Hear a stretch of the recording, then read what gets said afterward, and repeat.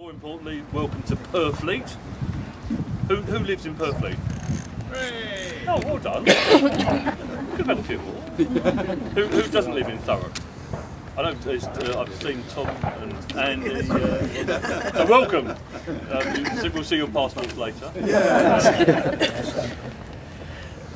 What a wonderful place! Look at this. I'm sorry, I'm not looking at you. I'm looking at the river. It's a fantastic riverscape.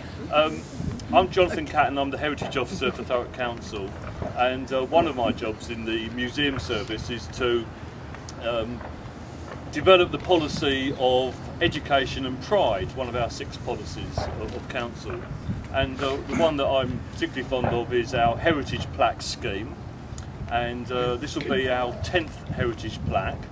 We started in 2001, and there's now, as I say, 10 plaques up. We're going to talk about them a little bit more in a minute. But the idea is to informally allow people to see some interesting, and I'm going to try not to say the word amazing too many times, but amazing facts about Thurrock. Very much like to thank Jonathan Catton, our curator, for researching this very important part of Thurrock's heritage. He always seems to go that extra step further and is able to make us aware of what our history is all about. Jonathan carries out the research, then lo and behold, I have to go and find the funding for the plaque. So a special thank you goes out to the Veolia Mardyke Trust for their support. It's so good to see so many of the community coming together. Anniversary since Amazing Grace was written, and it's the world's most recorded song, 3,000 different recordings of it. But not so well known is that it's rooted here in Aveley parish, written by an Essex lad. Newton was born in 1725, just a bit further down or up the river at Wapping, and his mother was a committed Christian, and she taught him Bible verses and hymns of Isaac Watts, who was best friends with her pastor. Newton's dad, also named John, was a sea captain. He was away from home a lot, so little John was very close to his mother, but his mother died when he was only 6 years old. And his father was away at sea, they say for another year. When he got back, he married quite quickly, and for a long time all we knew was that he married Thomasine, and that she was the daughter of a substantial grazier, who sort of conjures up pictures, and that they lived in Essex and came here to Aveley, and that's all we knew. And then the captain and Thomasine had a little baby boy, William, and he totally absorbed their attention, and John got sort of pushed aside, and he got in with a bad crowd of boys and learnt some unhelpful habits. He was sent to boarding school in Stratford for 2 years. The first year just about undid everything his mom had ever taught him, because it was a very harsh school. But he realised he could cry out for mercy, and he began to pray and to study reading the Bible, and the storm stilled, and he took that as a sign of answer to his prayer. And that was his great turning point.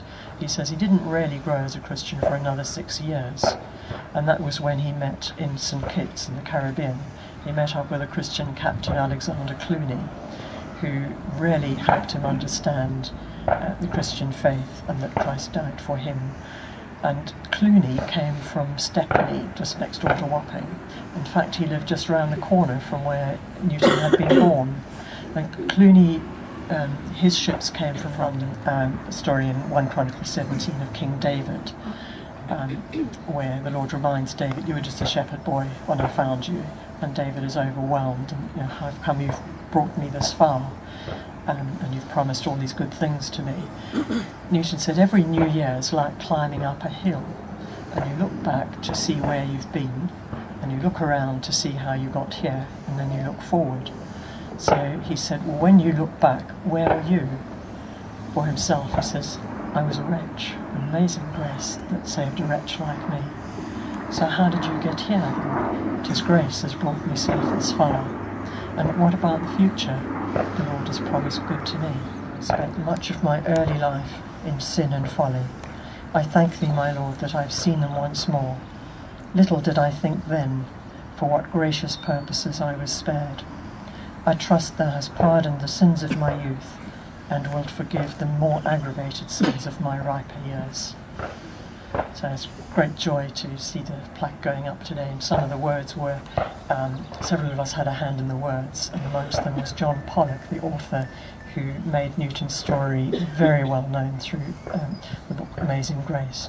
And John's wife, Anne, is a descendant of the Bellis family, the Barrett-Leonard family. So there's quite a strong